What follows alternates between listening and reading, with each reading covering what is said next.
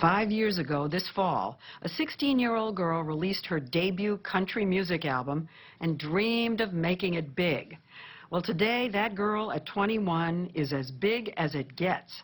She has sold more albums over those 5 years than any other artist in any genre. Taylor Swift's has been a meteoric rise. She seems to know, even at her young age, just the right notes to hit in her songwriting and in her business. In an era of declining record sales, Taylor Swift appeals to people that pay a lot for music, girls and their moms. She's held on to her country fans, even as she's gotten huge in pop. And then there's her image. In a welcome deviation from the all-too-familiar story of early success gone wrong, she has been in the spotlight without a single public misstep. Take a look at the crowd at the Staples Center in Los Angeles, where Taylor Swift sold out 4 shows within minutes. Well, good evening, Los Angeles!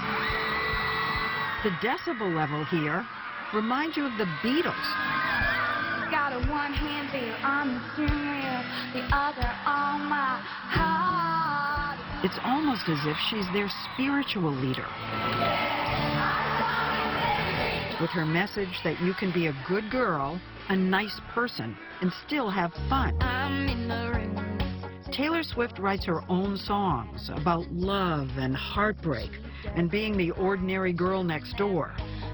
She's been called the poet laureate of puberty. What you're looking for has been here the whole time. If you could see. Are they great songs, in your opinion?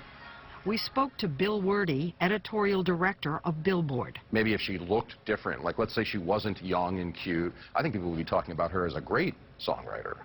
So you think that the persona and the fan base and all that almost diminishes? Yeah, I definitely think it does. You know, I think that it's hard for critics to look at an arena full of screaming 12-year-old girls and say, this is really credible songwriting. But you say it. Oh, absolutely. Yeah, no doubt. All Taylor Swift songs are autobiographical. Love Story grew out of a teenage argument she had with her parents over a boy. They thought he was a creep. And he was, but I, at the time, just thought he was amazing. She started thinking Shakespeare. And I got this pre-chorus in my head that said, you were Romeo, you were throwing pebbles, and my daddy said, stay away from Juliet. She raced in to work out the chords on her bedroom floor. Daddy minor, stay away from Juliet. And you're just like, oh, okay, well, that's that. You were Romeo, you were throwing pebbles, and my daddy said, stay away from Juliet. I had to fight for that song because when I first played it for, you know, my family and a few people, they were just sort of like, But you believed in it. You trust yourself. Yeah, it's almost more fun that way when you have something to prove. Love Story went to #1 on both Billboard's country and pop songs charts. The first song ever to do that. Proving doubters wrong is a big theme in the tale of Taylor Swift. She started singing when she was still a toddler. Oh, my love, my darling. She fell in love with country music, and not as a coal miner's daughter from Kentucky. She's a stockbroker's daughter from Wyomissing, Pennsylvania, who at age 10 began nagging her parents to take her to the mecca of country music. It was just on repeat, just like a loop, constantly like, how we go to Nashville? Can we go to Nashville? Can we take a trip to Nashville? Hey, so I looked up this tourist brochure about Nashville. Can we go see Nashville? Spring break 2001. They finally gave in and headed to Mecca, says her mother, Andrea. Started driving up and down Music Row. And at that point, she would say, Mom, pull over. That's Mercury Records. Let me out. She was 11, toting CDs of herself singing karaoke songs. And she'd run in. She would rock up to the receptionist and hand them a demo CD and say, hi, I'm Taylor. I'm 11. I want a record deal. Call me. Anyone call? No. Sadly, no. She spent the next few years performing every chance she got, even in a bar when she was 13. I I remember there were all these like rock and roll dudes and like biker guys, and I'm like, this is a song that I wrote about the guy who sits next to me in class. And it was just like, you know, sometimes I ended up in the wrong venue, but it was still, it was learning to talk to a crowd regardless of whether it was the crowd that's going to be most susceptible to liking your music.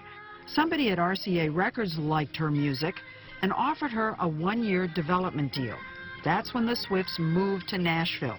Taylor was finally where she belonged, or so she thought. I would go and turn in songs, and more and more I would just get suggestions that I sing other people's songs. And, you know, I just didn't want to. And at that point, she said, my contract's coming up, Mom. I need to just walk. And I thought, you're kidding. How gutsy was that for a 14-year-old? Gutsy?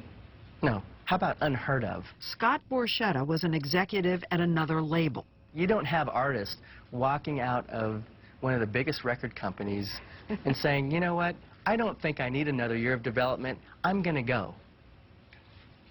All right. She did it, though. She absolutely did it at 14. Borchetta heard Taylor, liked her songs, and offered to sign her as his first artist on a new label he was starting.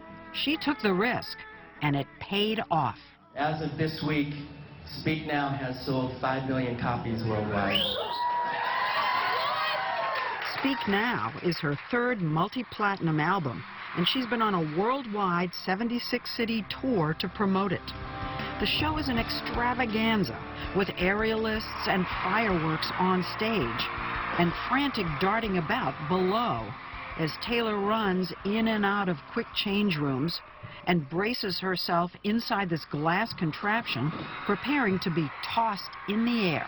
I'm praying that I'm not going to break my leg. I'm like, dear God, I'm very clumsy. I'm not a gymnast. I'm not graceful. Please don't let me break my leg. That's what's going on. Like big-time musicians today, Taylor makes a bundle on her tours. She's become a brand with merch, as they say, like T-shirts and show programs, product endorsements like for CoverGirl. She even owns her own buses. Taylor Swift is big, big business. Yes, she is. Well, I've seen figures. They're big. 100 to 120 million just on this tour. I've seen those figures. That's like a major corporation. Taylor Swift is a major corporation. And who's at the helm? Look who we found running the management meeting. It's like they messed with the color. Unlike other stars of her caliber who sign up with management companies, Taylor created her own. As CEO, she manages herself. It's fine just because it's subtle. But it's Taylor's way of tirelessly courting her fans that may be the key to her success. Hi, pretty. Remarkably, she spends an hour before every show meeting and greeting and charming. Do you think it would be okay if I got a picture with you? Would that be okay? She was a pioneer in using social media to connect personally with her fans. I'm going to go sneak up on my dad in a store. Posting funny video blogs she edits herself with glimpses of her offstage life, making her fans feel like they're part of her close circle of friends. And she's orchestrated her concerts, too, to get as close to her fans as any performer we have ever seen. Halfway through the show, she walks through the audience and sings 3 songs to the people in the back, all while members of her team search the crowd for the most enthusiastic fans and reward them with gold, an invitation to hang out with Taylor after the show. Then Taylor heads back to the stage through the crowd, touching and hugging all over again. And when the crowd roars, her expression of awe, again and again, can be, well, hard to believe. Are you really surprised, or are you just kind of putting it on? I'm really surprised every time I see a crowd like that, because I never thought I'd get to play to a crowd like that. So when you go, it's real? Does it look like that? Great. One of the things her fans love about her is that she laughs at herself, as in this video with rapper T-Pain. I need artist, yo. What? Poking fun at her squeaky clean image and turning her uncoolness into cool. You guys bleeped me and I didn't even say anything. I didn't even swear. She didn't even swear. Right here, please. Taylor Swift has won just about every music award there is, including the industry's highest honor, Taylor Swift. the Grammy for Album of the Year in 2010.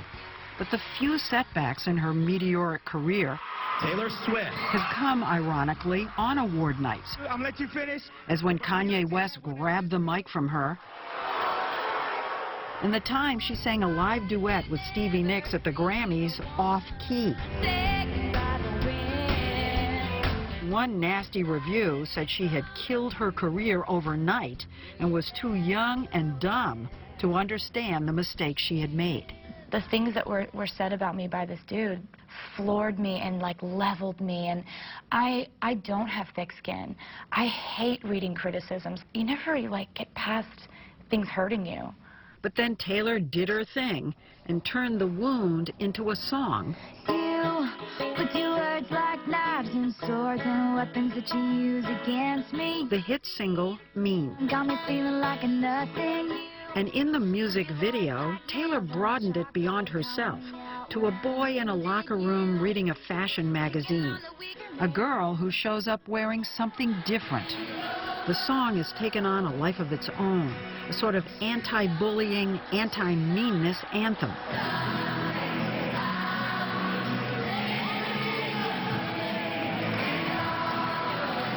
There's a deep, deep connection here. As one of her fans told us, Taylor lets us know it's okay to be ourselves.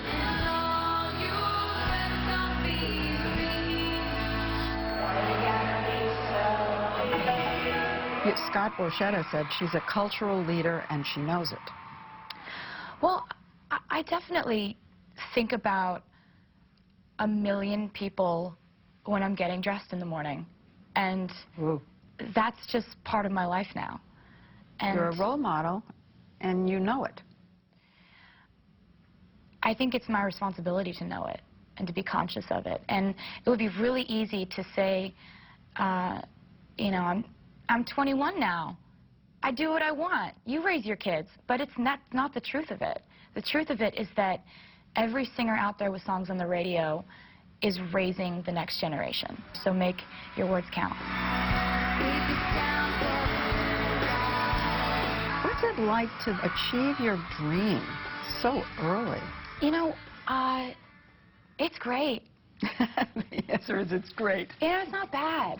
And it just means I have a lot of time to figure out how I'm going to prove myself over and over and over again, and I have time to do it.